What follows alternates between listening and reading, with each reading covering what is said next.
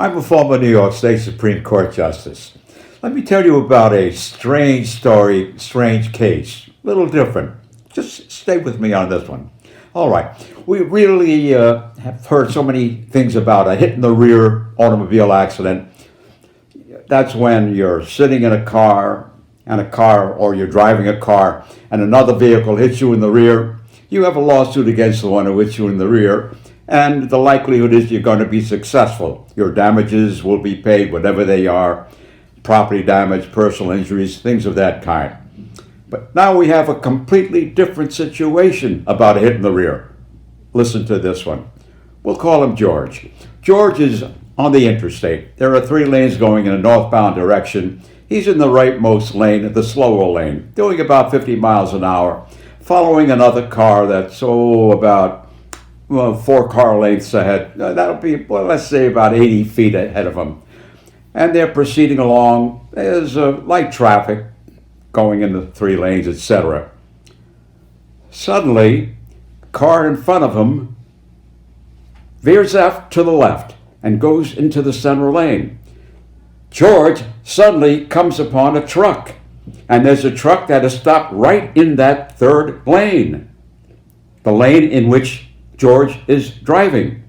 Now, he can't bring his vehicle to a halt at that point because there's only 80 feet. Now, if he's traveling 50 miles per hour, that means he's covering 1.5 feet per second, which means he's covering 75 feet per second, which means that he has about 1 second of time. Now, when you add to that reaction time, in other words, from the brain through the nervous system going down to the foot to put the foot on the brake, you're talking about something that's well in excess of 2.5 seconds. By this time, boom, he hits the truck that is stopped in the rear. So in essence, George is the one who hits the vehicle in the rear. And George has a very substantial injury to both legs. In fact, one leg is fairly crushed. Hell, case comes to us. Now, a hit in the rear where you're the one who actually hits the other vehicle, that's a pretty tough order. We investigated, and of course we find out through our investigation exactly what happened. This truck was dead stopped. It had broken down. It had no kinds of triangular cautionary signs that would give any notice to a motorist that it was stopped. We're following a car 80 feet away. Okay? Suddenly, the car that we're following sees the truck and goes into the center lane. By the time we see the truck, all the time is expired, and we have no opportunity to bring our vehicle to a halt before we have this sudden crash. And ultimately, we take the case and we bring a lawsuit against the truck. And of course, we establish in the presence of the jury that the truck driver should have had cautionary signs outside so that those who were traveling in that lane would have some concept that this truck had broken down.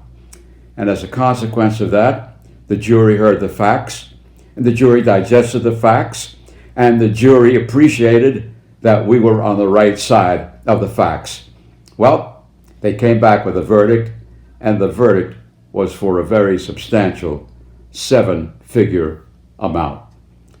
Only proves that each case must be reviewed by itself, under a microscope, so to speak. And you have to examine each specific fact of each case, because every case is different. And when you find out that you're the one who hits the other car, and you become the car behind the car that's hit, you've got to look at that to see whether or not there's some reason for it. And if there is, then you can find that you do have a lawsuit.